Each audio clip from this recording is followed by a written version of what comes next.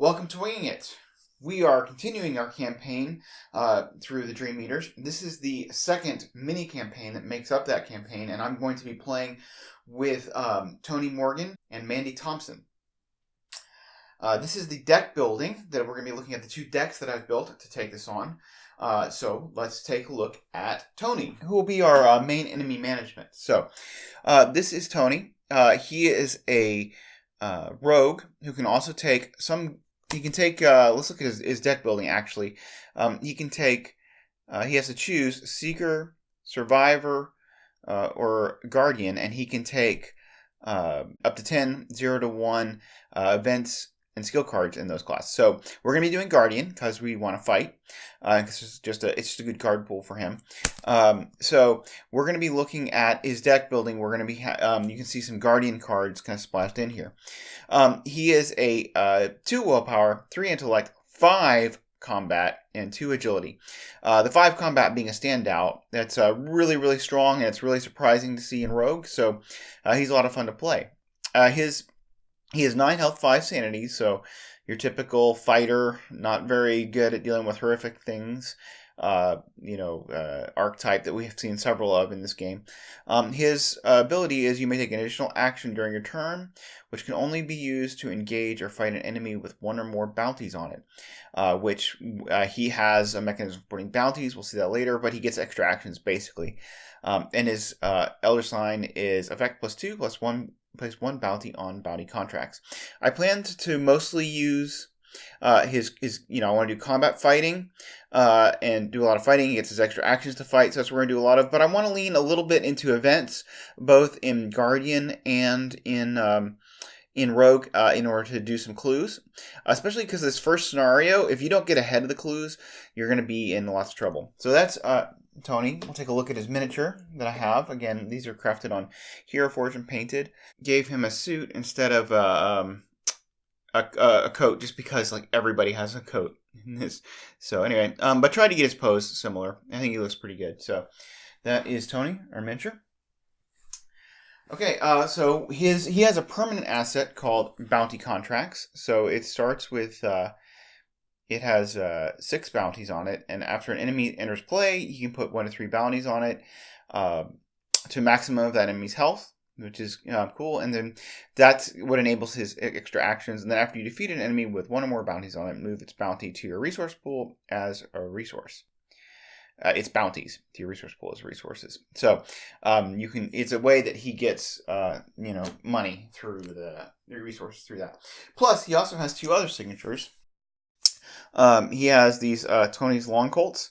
So they have 3 ammo on it, and after you, it has this free trigger that after you play his 38 Long Colt, you can play another one. The other one, if it's in your hand, for free at no cost. So you can kind of do the cool action move, whipping out both of them. But I almost never want to do that.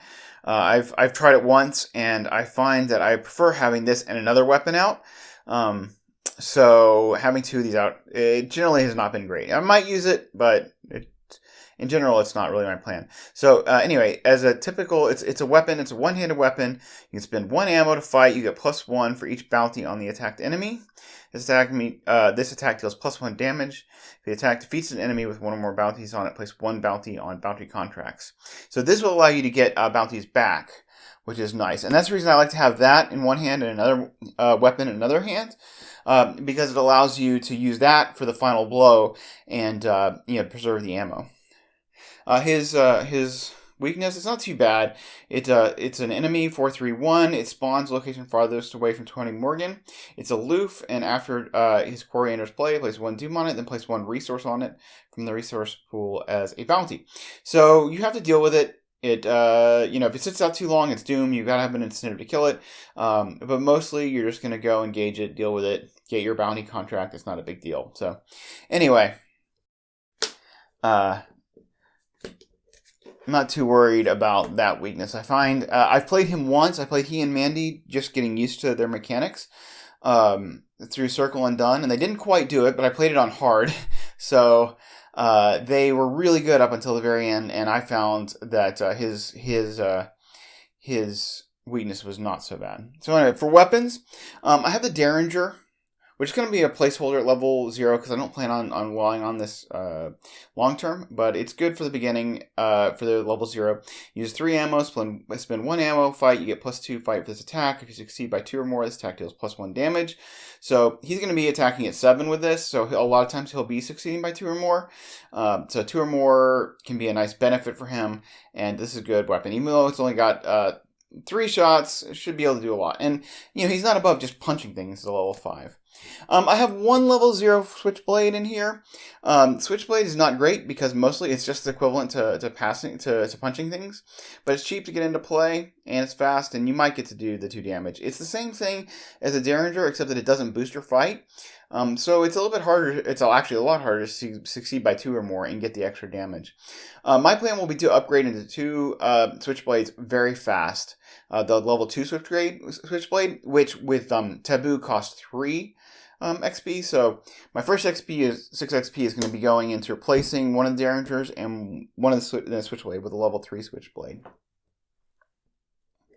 Alright, so for our ally, we've got good old Leo DeLuca. 2/2 soak, and he gives you an additional action during your turn. So actions are king. It's great. There's not really a more compelling available ally to start with for Tony. So Leo's pretty much it, and he's a good one. The only problem with him is that 6 resource cost. All right, then we've got Lucky Cigarette Case. Which is going to, if you succeed by 2 or more, exhaust it and draw 1 card. It gives him some card draw. It takes up the accessory slot, and of course, because he's fighting so high at 5, he'll be hitting by 2 or more a lot. So definitely just a good card for him. Emergency Cash. So I debated whether or not I wanted Emergency Cash in here because he actually has resource built in, and I'm actually planning to go I'm planning to go skill heavy for him. Just because of all the new cool skills that came out. So I don't know how useful this is, but this makes for a fairly easy upgrade into Easy Mark. And I want to take Easy Mark because of the card draw, and so starting with 2 Emergency Cash is going to be a good way to leverage into that.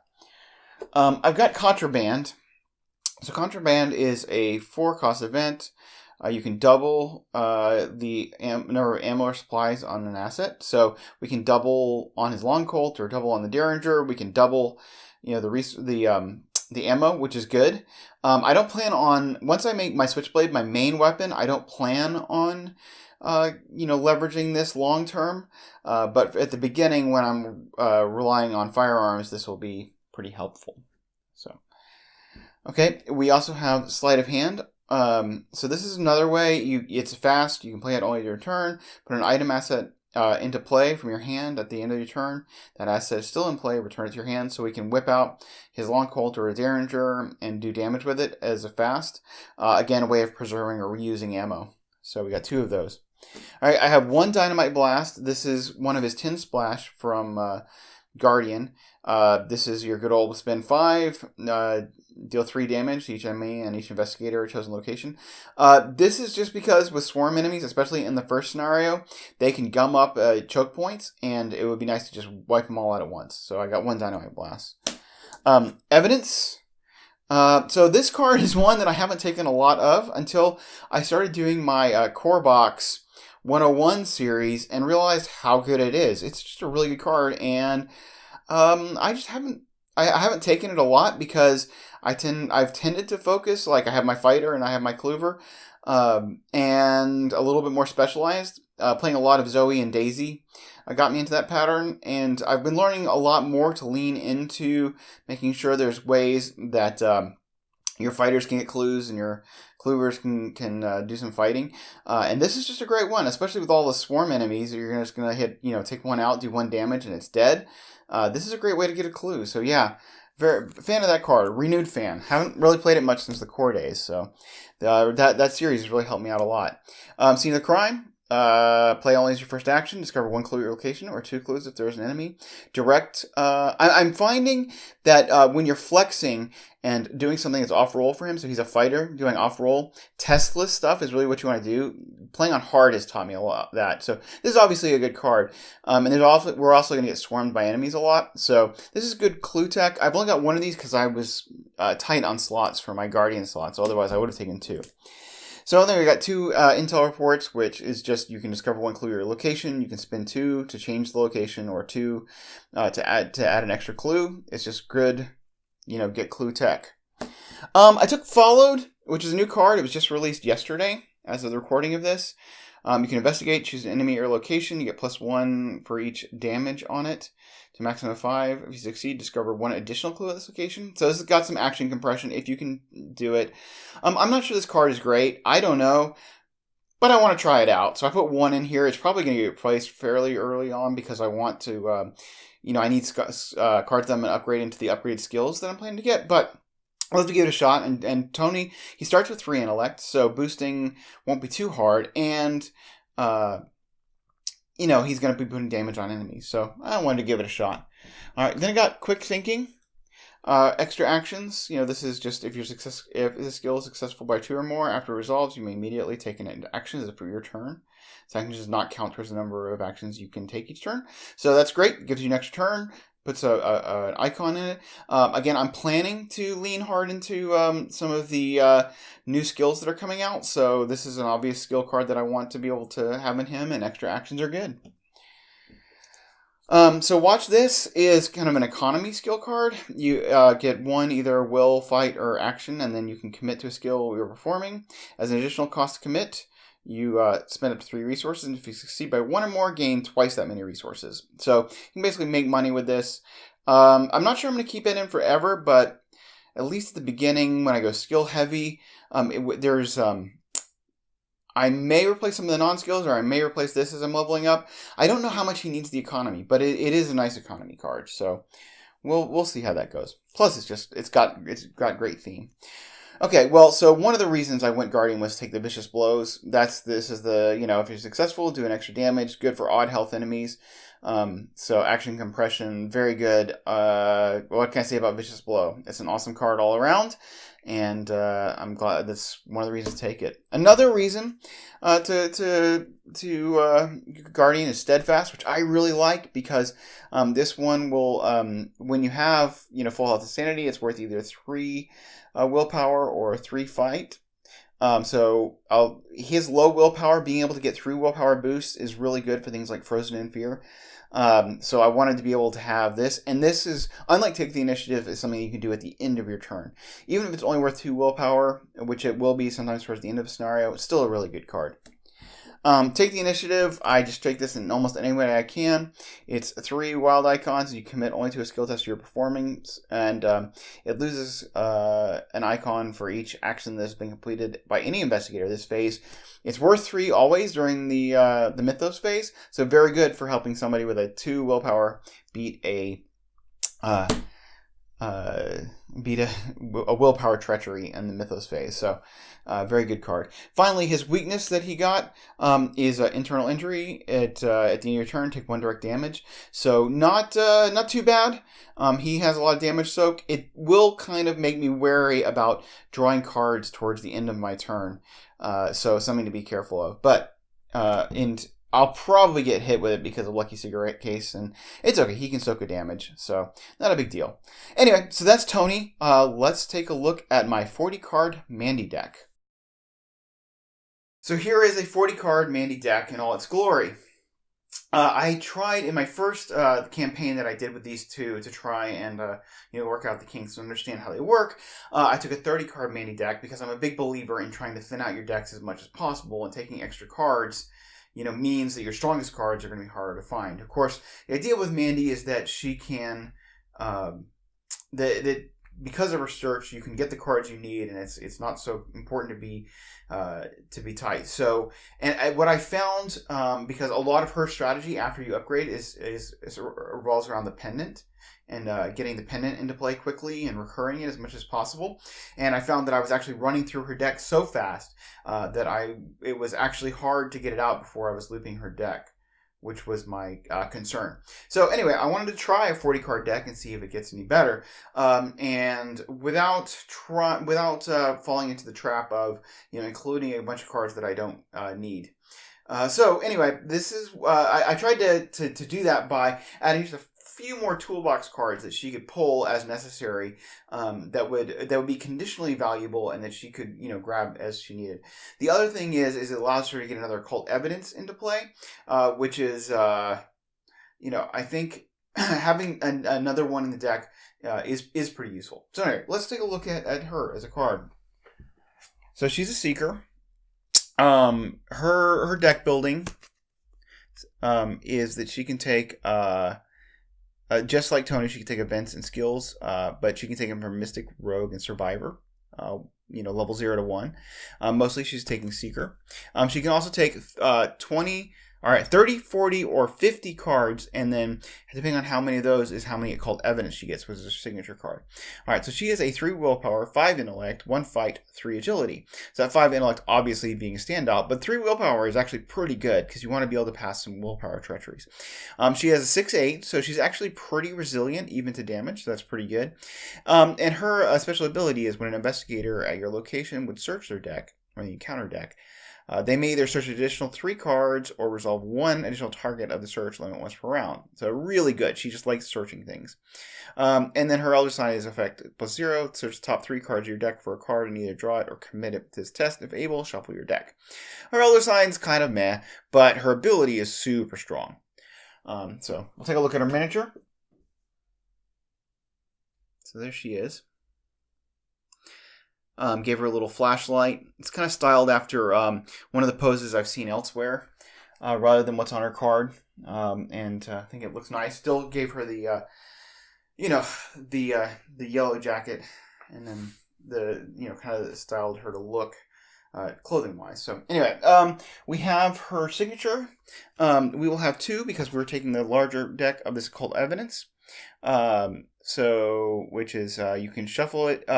When you draw it, you can take an action to play it for 0. You can shuffle it into your deck. When you search your deck and occult evidence is among the search cards, reveal it, draw it, and discover 1 clue at your location. So Tesla's clue is very good. Max 1 research ability per play, per search. So she can't resolve this, and she can't resolve both of them, and she can't resolve this in astounding revelation. So really good. Tesla's clues. Can't complain about that. And then this is Shocking Discovery, which you'll hit usually very quickly if you're searching. So you shuffle it. If you draw it, you just shuffle it back into your deck. And then Forced, when you search the encounter deck, and this card is among the search cards, discard it, cancel the search and all of its effects. Shuffle the searched deck and draw the top encounter of the encounter deck. So this will usually happen very quickly. You get out of the way, but it makes things like No Stone Unturned level 5 kind of rough. Because you can't play it until you've gotten that one out of the way. Otherwise, it'll hit it immediately. Okay, so we've got the Hawkeye folding cameras. I like it in her to be able to boost her willpower. Because it's at 3, I really want to get it up to like 4 or 5. I've been finding a lot of love for the Hawkeye folding camera recently. And I think she'll be able, with her 5 intellect, she should be able to get clues anyway. Getting 2 of these could get her willpower up to a very, useful place. And secondarily her intellect, but it's really the willpower I'm mostly interested in. Yeah, so that's the Hawkeye folding camera. The occult lexicon, it just pulls in the it takes up a hand slot, limit once per deck, and when you play it, you're going to draw one of these blood rights, which lets you draw 2 cards, and then you start up to 2 cards from your hand. For each card discarded, you may either gain 1 resource or spend 1 resource to do damage. So it's either a resource generation or it's a damage. It's direct damage, which is really good. So that's going to be one of her ways to fight. I had said earlier, I wanted my Seekers, my Cleavers, to be able to fight. That's one way that she'll be able to fight. Whether or not I stick with the Occult Lexicon, I'm not really sure, because it does compete with the Hawkeye folding camera. So I guess we just need to see how useful I find the cameras. All right, Mr. Rook, who is just, you're always going to be taking Rook in Mandy. He uses 3 secrets, exhaust him, spend 1 secret, search the top 3, 6, 9 cards of your encounter deck. It's a free trigger, doesn't even take an action. For any card and draw it. If at least 1 weakness is among the search cards, draw 1 of them as well and shuffle your deck. This is the reason why her weakness will come out very quickly. You'll hit it very honestly, with a Rook, you're going to be getting out her weaknesses very quickly. But it does mean that sometimes she has a slow setup time because or not setup time, but she takes a lot of time before she really gets rolling and doing her thing because she's busy hitting weaknesses right at the beginning, pulling them all out with Mr. Rook. But it's okay because once she gets all the weakness out of the way, she really goes along. So I have 3 different allies with 2 of each. The idea is ultimately I'm going to be taking calling in favor, or I'm going to be taking charisma, so I can have 2 of them out. You want to be able, I can use calling in favors once I get another ally out to be able to pull Mr. Rook and try to get him into play. And calling in favors can resolve twice. I can get actually pull 2 at once and put 2 allies down at once I have charisma out. So anyway, art student. Recurring this is just fantastic. Being able to do calling in favors, then put down an art student or find an art student, and it's a soak, but also you can just discover one clue at your location when you play her. So direct cluing is just amazing. And then laboratory assistant. This is just kind of, I wanted another target for calling in favors or another one that I can use, and so being able to draw cards is good. Fill up her hand is good. Draw through her deck, then her deck is good, and yeah. So when you play her, you get to draw 2 cards, and she increases your hand size. So, I'm including 1 of Find Clothes. This is for the first scenario. There's a parlay check, and I want to be able to have it. I'm only putting 1 of in here, even a 40-card deck. She should be able to find it. She should be able to use her search ability to get this card. Okay, Astounding Revelation. Good card. This is when you're searching deck, and it's among search cards. You discard it and either gain 2 resources or place 1 secret on an asset you control, which could be Mr. Rook. So you can keep him in business or get some economy. There's a little bit of anti-synergy between this and the laboratory assistant, as it makes it more likely to get your Astounding Revelation. But again, thinning my deck is, with such a big deck, is, I think, worth it. And if I draw it, it's still worth an intellect icon. Okay, we have Cracked Case, which just lets you get resources when you discover the last clue at a location based on the Shroud.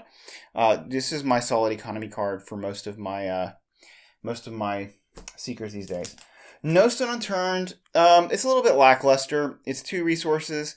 You can, but for her, it's good because you can either instead of going to top 6, you can go top 9 cards and draw it, or you can 6 and draw 2.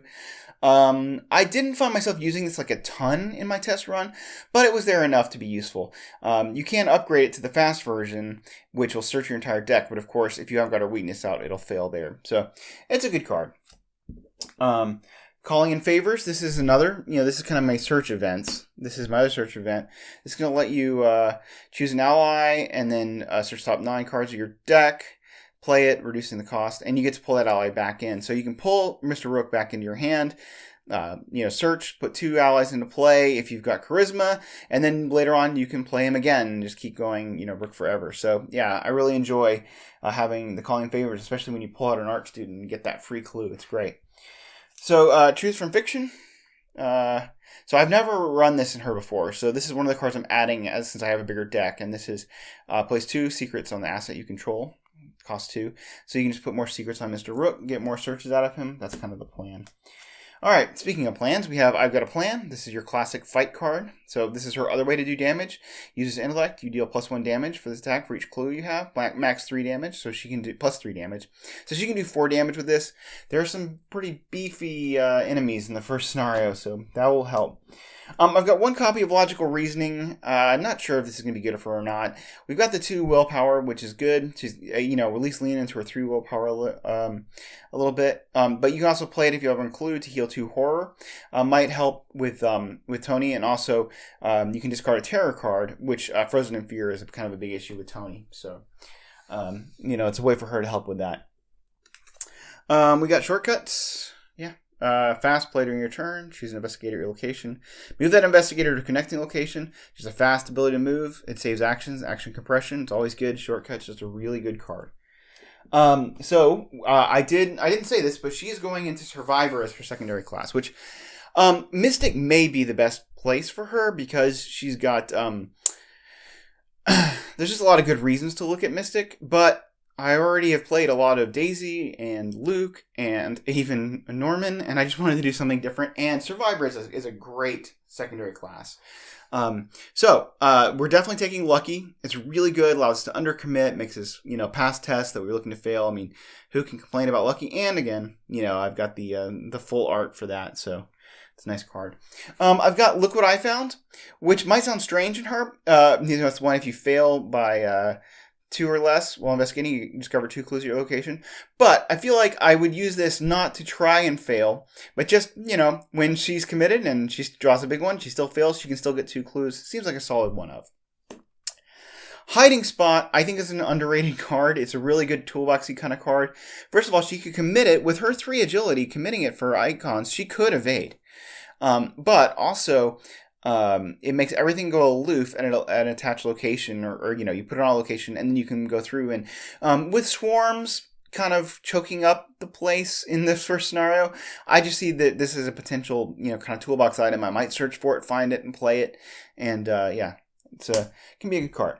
Finally, the last bit of our search tech is going to be Eureka. It's just a skill card that lets you look through the top 3 cards and draw a card. She could make it the top 6 cards, or she can do 3 and draw 2.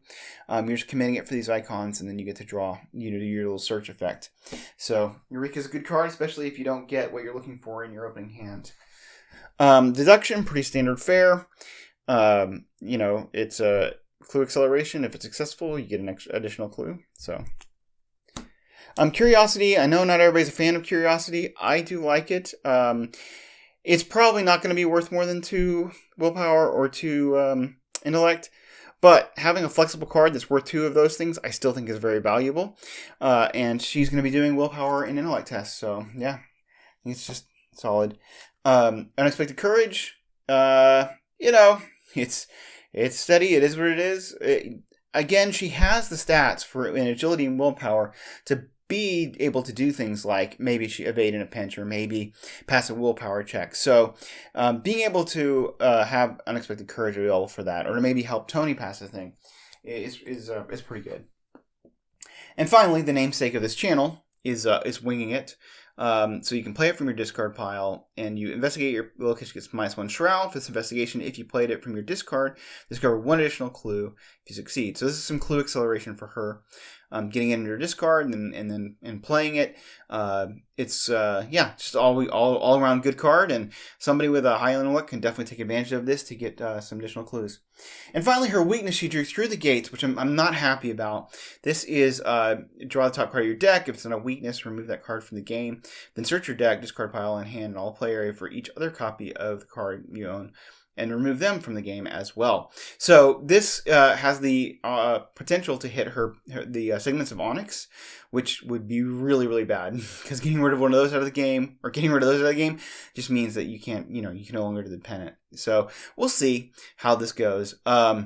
I did have to look and see what the rules are for Mr. Rook, if he finds that. And from what I understand, the rules are of that is that if you hit through the gates, then you would look at all the cards that you drew with Mr. Rook, and it would be the first card that you didn't take would be the one that would be removed. So you get a little bit of flexibility. If you don't want to lose that first card, you draw it, and then you lose the second card. Or if you're fine with losing the first card, then you just lose it and you pick any other card that you want. And that's how that works. So, all right. Interestingly enough, it just occurred to me that this search your deck, discard pile, and hand in all play areas for each other copy of that card. Yeah, I guess that would trigger her weakness. So she can hit a lot of weaknesses. Or it could also hit Occult Evidence or Astounding Revelation.